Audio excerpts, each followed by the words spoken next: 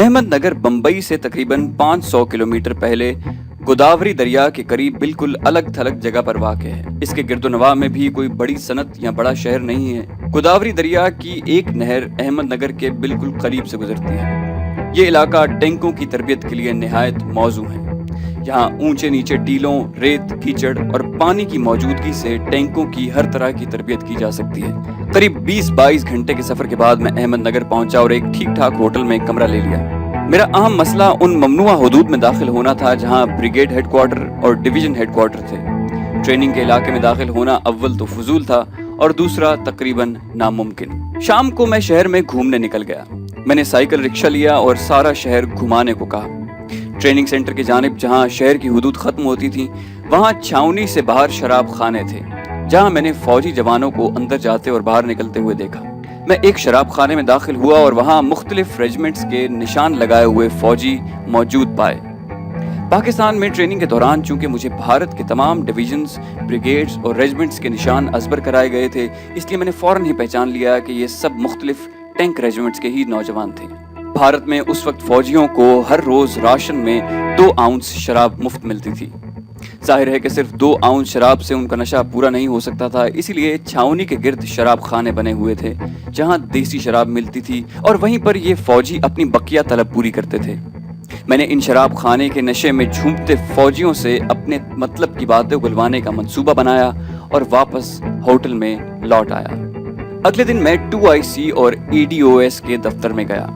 دونوں جگہوں سے مجھے کہا گیا کہ 1 مہینے کے اندر وہ فیصلہ کریں گے کہ میری چائے خریدی جائے یا نہیں، اور اگر میرا فیصلہ میرے حق میں ہو گیا تو مجھے مسلسل سپلائی جاری رکھنے کے لیے ایڈوانس بھی جمع کروانا پڑے گا اور میرے ساتھ باقاعدہ معاہدہ بھی کیا جائے گا کہ میں کب سے سپلائی شروع کروں۔ دفتر کے کلرکوں وغیرہ سے گفتگو کے بعد مجھے اندازہ ہو گیا کہ ڈویژن ہیڈ کوارٹر میں EDOS اور بریگیڈ ہیڈ کوارٹر میں 2IC سے رابطہ بڑھانا یا یوں کہہ لیجئے کہ انہیں خوش کرنا لازمی ہوگا، تب ہی مجھے کانٹریکٹ مل سکے گا۔ میں نے EDOS کے دفتر کے ایک ذرا زیادہ ہی کھلنڈرے قسم کے کلرک کو اپنے ہوٹل میں شام کو گپ شپ کرنے کے لیے اور اس کو خوش کرنے کے حوالے سے بات چیت کرنے کے لیے بلایا۔ اس نے ہوٹل میں تو آنے سے معذرت کر لی کیونکہ شہر میں کئی ریڈ لائٹ ایریاز ایسے تھے جو فوجیوں کے لیے آؤٹ آف باؤنڈ تھے اور FIU اور ملٹری پولیس کے فوجی ان ممنوعہ علاقوں میں فوجیوں کو پکڑنے کے لیے گھومتے پھرتے تھے۔ ایک فوجی کلرک کو شہر کے ایک ہوٹل میں ایک اجنبی سویلین کے ساتھ دیکھ کر وہ شک کر سکتے تھے۔ میں نے اسے کہا کہ پھر چھاؤنی کے باہر شراب خانوں میں سے کسی ایک پر مل لے۔ وہ مان گیا اور مجھے ایک شراب خانے کی لوکیشن سمجھا کر وہاں 8 بجے شام کو ملنے کا کہا۔ میں شام 7:45 سے بھی پہلے اس شراب خانے میں جا پہنچا اور باہر ٹہلنے لگا۔ دروازے سے اندر دیکھا تو وہ پہلے سے ہی بیٹھا ہوا تھا۔ میں اندر اس کی ٹیبل پر گیا۔ اس نے پرتپاک خیر مقدم کیا اور اس سے پہلے کہ وہ کچھ آرڈر دے میں نے ویٹر کو سب سے اچھی شراب کی بوتل لانے کو کہا۔ چند لمحوں میں اس نے رسمی سا احتجاج کیا جس پر میں نے کہا کہ تم فوجی ملازم پیشہ ہو، قلیل تنخواہ پانے والے ہو، جبکہ میں کاروباری آدمی ہوں۔ اس دوران اس کے 2-3 واقف کار بھی آ گئے، انہیں بھی میں نے اپنے ٹیبل پر بلا لیا۔ شراب خانے کے اس ہال میں مختلف ٹینک ریجمنٹس کے جوان اور NCO دکھائی دے رہے تھے جو بہت شور مچا رہے تھے اور مجھے ایسے ہی ماحول کی تلاش تھی۔ میں خاصا چوکنا بھی تھا، لہٰذا اس رات سوائے ادھر ادھر کی باتوں اور ہنسنے ہنسانے کے میں نے اپنے کام کی کوئی بات نہ کی۔ وہاں پر ہی معلوم ہوا کہ اس شہر کا یہ سب سے معقول شراب خانہ ہے اور تمام شراب خانے رات 12 بجے لازمی طور پر بند ہو جاتے ہیں۔ کھانے کے لیے سب کی پسند کا آرڈر بھی میں نے دیا اور جب ہم اٹھنے لگے تو وہ کم از کم 3 شراب کی بوتلیں پی چکے تھے۔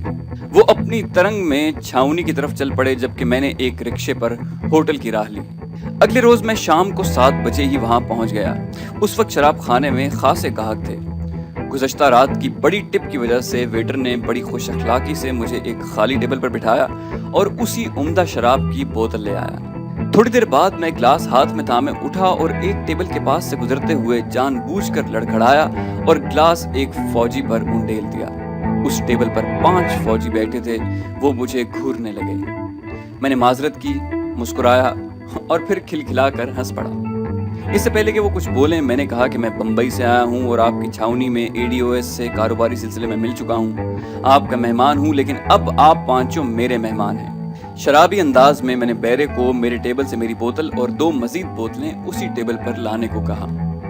ہر جگہ پر نچلے رینک کے فوجی اور جوان عموماً بہت محدود سوچ رکھتے ہیں، اور پھر جب ADOS سے ملنے والا کاروباری شخص ایسے رینکس میں بے تکلفی سے بیٹھ جائے تو وہ خاصے مؤدب ہو جاتے ہیں۔ انہوں نے پہلے تو میرا مہمان بننے سے انکار کیا، لیکن جب میں نے بے تکلفی سے انہیں یار یار کہنا شروع کیا تو ان کی جھجک ختم ہو گئی اور خاصا دوستانہ ماحول پیدا ہو گیا، اور تھوڑی ہی دیر میں نوبت یہاں تک پہنچ گئی کہ وہ میرے ساتھ ہنسی مذاق کرنے لگے۔ میں نے نہایت ہوشیاری سے گفتگو کا رخ اپنے چائے کے کاروبار اور پھر سابقہ مشرقی پاکستان سے چائے بھارت میں اسمگل ہونے کی طرف پھیرا۔ میں نے انہیں کہا کہ مجھے یہ سمجھ نہیں آتا کہ ہماری فوج نے پاکستانی فوج سے ڈھاکہ میں ہتھیار کیوں ڈلوائے۔ اس سے تو بہتر تھا کہ پورے مشرقی پاکستان پر ہی قبضہ کر لیتے، کم از کم اکھنڈ بھارت کا آدھا خواب تو سچ ہو جاتا، اور پھر ہمارے دیش کی سرحدوں میں بھی وسعت آ جاتی۔ اس کی بجائے آپ 90,000 پاکستانی فوجیوں کو قیدی بنا کر لے آئے۔ اب پتہ نہیں پاکستان انہیں واپس لے گا بھی یا نہیں۔ اب تو وہ ہم پر محض خوراک وغیرہ کا بوجھ بن کر رہ گئے ہیں۔ وہ سب ہنسنے لگے۔ ان میں سے ایک ذرا سمجھدار دکھائی دیتا تھا۔ وہ بولا، صاحب ہم نقصان میں ہرگز نہیں بلکہ بہت فائدے میں ہیں۔ 90,000 پاکستانی فوجی ہماری قید میں ہیں۔ اس شکست سے باقی ماندہ مغربی پاکستان کی کمر ٹوٹ چکی ہے، اور اب ہم آپ کو بہت جلد دکھائیں گے کہ یہ بچا کچا پاکستان بھی ہمارے قبضے میں آ جائے گا۔ میں اجنالے کا رہنے والا ہوں اور 9 سال سے ٹینک ریجمنٹ میں ہوں۔ ہم شرنارتی ہیں اور پشاور کے رہنے والے ہیں۔ میرے سورگ باسی پتا جی بھی فوجی تھے اور 65 کی جنگ میں امر ہو گئے۔ وہ کہا کرتے تھے کہ پوربی پاکستان کے مقابلے میں پچھمی پاکستان کو فتح کرنا آسان ہے، اس لیے کہ پچھمی پاکستان کے ساتھ افغانستان ہمارا دوست ہے۔ آدھے سے زیادہ کشمیر پر ہمارا قبضہ ہے، جہاں ہم بلندی پر ہیں۔ ہم نے اسی مقصد کے حصول کے لیے 65 میں بھی پچھمی پاکستان میں جنگ لڑی تھی، یہ سوچ کے کہ اٹک تک افغانستان آگے بڑھ کر قبضہ کر لے گا اور اپنے بارڈر سے آگے بڑھ کر ہم گجرانوالہ تک کا علاقہ فتح کر لیں گے۔ ادھر کشمیر سے ہماری فوجیں گجرات، میرپور اور مری کے راستے آگے بڑھ کر سارے پاکستان کا تیا پانچا کر دیں گی۔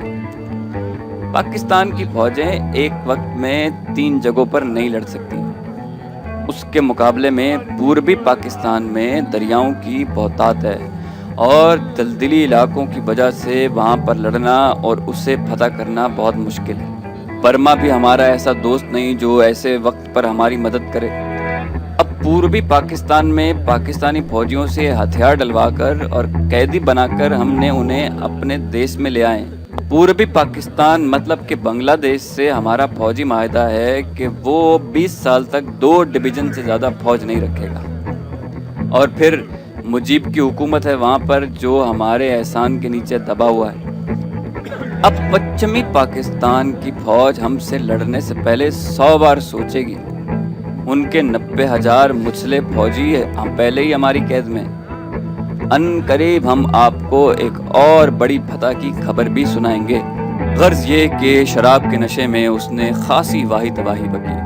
بات چونکہ اب جنگ کی طرف آ چکی تھی تو میں نے پوچھا کہ مشرقی پاکستان کو تمہارے سورگواسی پتا جی کے کہنے کے مطابق فتح کرنا مشکل تھا، تو تم نے اتنی آسانی سے کیسے فتح کر لیا؟ تو اس نے جواب دیا کہ جس ملک کا صدر شرابی کبابی زانی ہو، ایسٹرن کمانڈ کا کمانڈر بجائے جنگی چالیں سوچنے کے رقیہ ہاسٹل کی لڑکیوں کو جبرن اٹھواتا ہو، جس کی بنا پر 2 درجن سے زائد لڑکیوں نے 2 مالے کی بلڈنگ سے چھلانگ مار کر خودکشی کر لی، جس ملک میں جمہوریت نام کی کوئی چیز نہ ہو، اسے شکست نہیں ہوگی تو اور کیا ہوگا؟ یہ فوجی پڑھا لکھا اور جنگی معلومات پر خاص دسترس رکھتا تھا۔ میں نے اس کی گفتگو کی بڑی تعریف کی۔ نشے میں ہونے کی وجہ سے اور ایک سویلین سے اپنی تعریف سن کر وہ کچھ اور ہی پھول گیا اور کہنے لگا، ہماری سرکار غیر ملکوں سے جو اسلحہ لیتی ہے وہ خوب چھان پھٹک کر لیتی ہے، اور اپنے مقصد مطلب اکھنڈ بھارت کے حصول کو کارآمد سمجھ کر ہی لیتی ہے۔ روس ہمارا سچا دوست، جنگ سے عین پہلے اس نے ہمارے ساتھ دفاعی معاہدہ کیا۔ UNO میں کشمیر کے مسئلے کو اس نے ہمیشہ ویٹو کیا۔ 1962 میں چین کے ساتھ جنگ محض ہماری ایک چال تھی، وہ اس لیے کہ ہمیں امریکی اسلحہ مفت میں مل سکے۔ روس سے دوستی کے باوجود ہم نے صرف اسی ایک ملک سے اپنے ہتھیاروں کے لیے اس پر بھروسہ نہیں کیا، بلکہ ہم نے برطانیہ، فرانس، پولینڈ، یوگوسلاویہ سے بھی ہتھیار لیے۔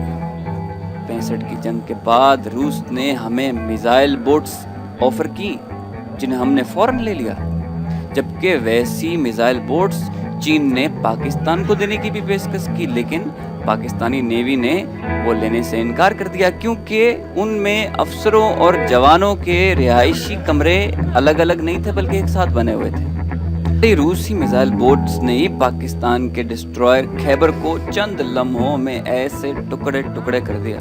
اب فرانسیسی ٹینک AMX-13 کی گولہ پھینکنے کی رینج 16 کلومیٹر، BT-76 قسم کے پانی میں تیرنے والے ٹینک روسی، لیکن پاکستان صرف ایک ملک امریکہ پر بھروسہ کرتا، اور امریکہ سب سے بڑا غاصب تو امریکہ خود۔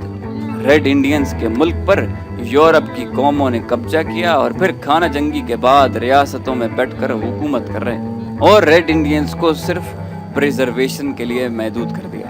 آج ریڈ انڈین صرف فلموں میں یا قومی تہواروں پر بس سیاحوں کی تفریح کے لیے نظر آتے ہیں۔ ہم نے جنگی سامان بنانے کے لیے انڈسٹری بنائی، پھر بحری جہاز، ہوائی جہاز اور ٹینک تک بنائے، جبکہ پاکستان آج تک ایک جیپ نہیں بنا سکا۔ اس کی یہ باتیں خنجروں کی طرح میرے سینے میں پیوست ہو رہی تھیں، لیکن میں خاموش تھا۔ وہ تو کامیابی اور شراب کے نشے میں بول رہا تھا، اور مجھے یوں محسوس ہو رہا تھا جیسے وہ مجھے آئینہ دکھا رہا ہو۔ ہم بھی وہی ہیں، دشمن بھی وہی ہے، اور اس کے عزائم بھی وہی۔ پرتھوی اور اگنی میزائل اس کے جارحانہ عزائم کی عکاسی کرتے ہیں۔ یہ تو رب ذوالجلال والاکرام کی ذات پاک ہے جس نے اس آدھے بچے کچے پاکستان کو بھی اپنی پناہ میں لیے رکھا ہے، ورنہ ہم نے تو اپنی تباہی میں کوئی کسر نہیں چھوڑی۔ ہم احسان مند ہیں ڈاکٹر عبدالقدیر خان کی، اور میں انہیں دعائیں دیتا ہوں جس نے وطن کی محبت میں اپنی انتھک محنت اور خوف کی پرواہ کیے بغیر اربوں ڈالر کی پیشکش کو مسترد کر کے پاکستان کو ایٹامک پاور بنایا، ورنہ بھارت تو 1974 میں ہی پاکستان کی سرحدوں کے قریب ایٹمی دھماکہ کر چکا تھا۔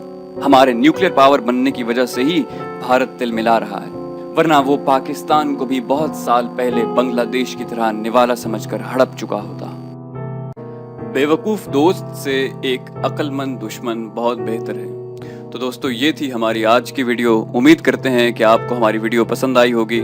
اگر آپ کو یہ ویڈیو پسند آئی ہو تو اسے لائک کیجئے، شیئر کیجئے اور سبسکرائب کرنا مت بھولیے۔ سبسکرائب کرنے کے لیے سرخ بٹن پر کلک کیجئے یا بیل آئیکن کو دبائیے تاکہ آپ کو ہماری تمام ویڈیوز بغیر کسی ڈیلے کے مسلسل ملتی رہیں۔ اپنا بہت خیال رکھیے گا۔ اللہ حافظ۔